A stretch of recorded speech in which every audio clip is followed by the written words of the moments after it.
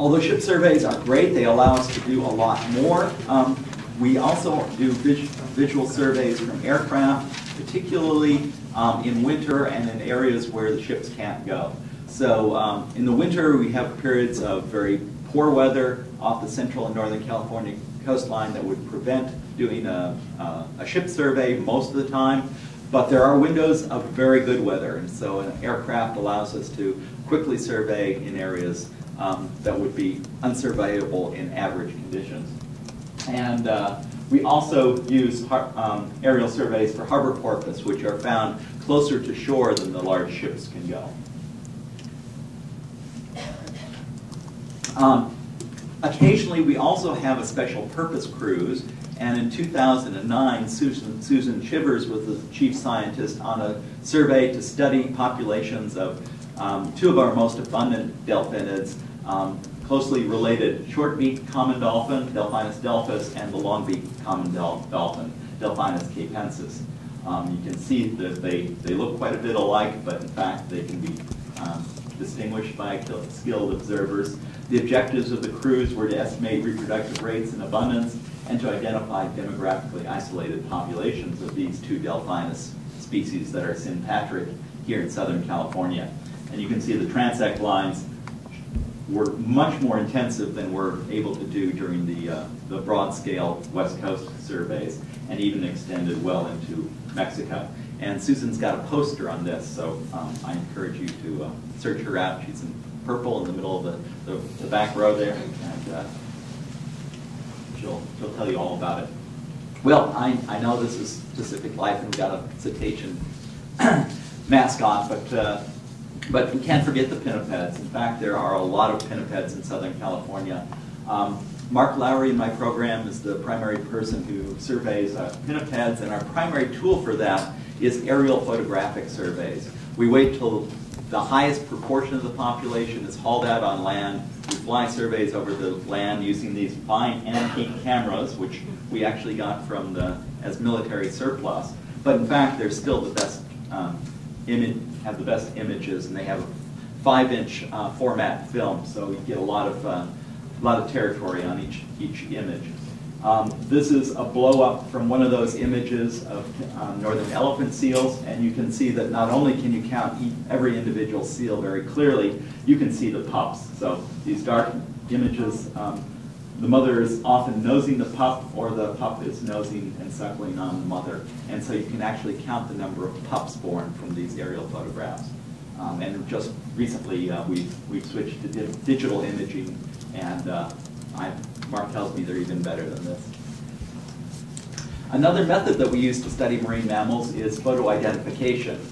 Photo identification is a really valuable tool for species that have the right combination of distinctiveness and low to moderate population size.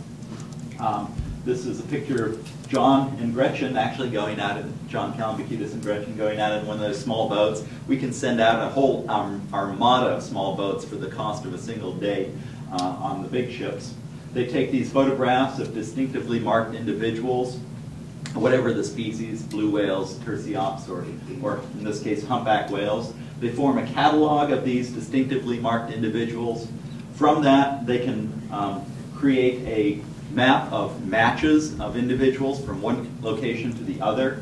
These are the matches from the Splash humpback whale collaborative project that was done in 2004 to 2007. And there were over 10,000 high-quality humpback whale flukes photographed as part of this project.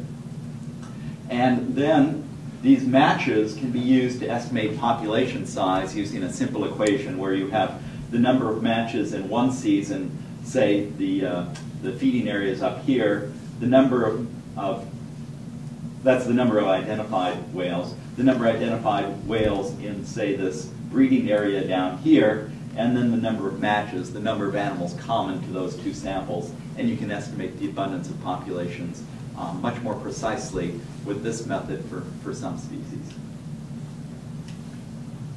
Now I'm going to do a little bit of species-specific population information, just to give you a sampling, but recognize that I can't cover all of the 26 species here.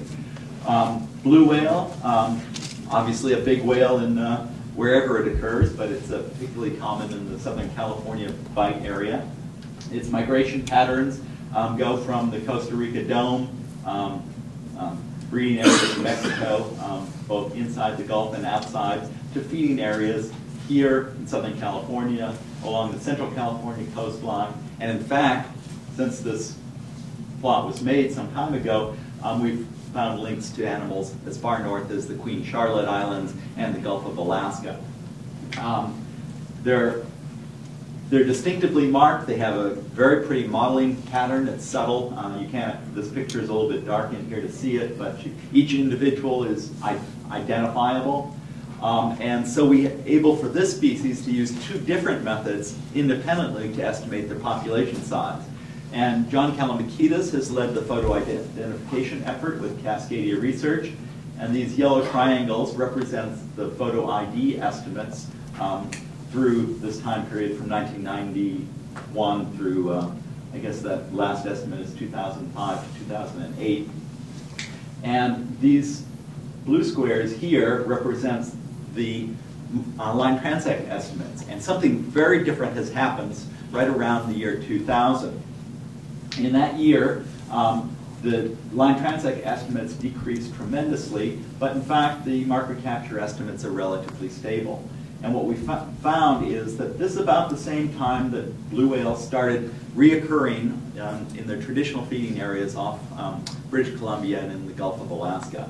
And so what we think has probably happened is that they've rediscovered historical feeding areas, either that or they have re-explored where they previously went because feeding was poor in the Southern California area. Humpback whales are another species that we can use two methods. In this case, those methods agree pretty well. And I'm only presenting the estimates from the market capture studies, which the latest estimate that John Kalamakides produced is about 2,000 humpback whales in this population that migrates from the west coast down to Mexico and Central America. Here, just to draw your attention to the dark blue line, that's the population estimates from the early 1990s to the late 2000s. And you can see that that's a very obvious increase. The red line represents an exponential rate of growth of about 7.5% per year. So this is a population that is clearly still recovering from whaling, but recovering quite successfully.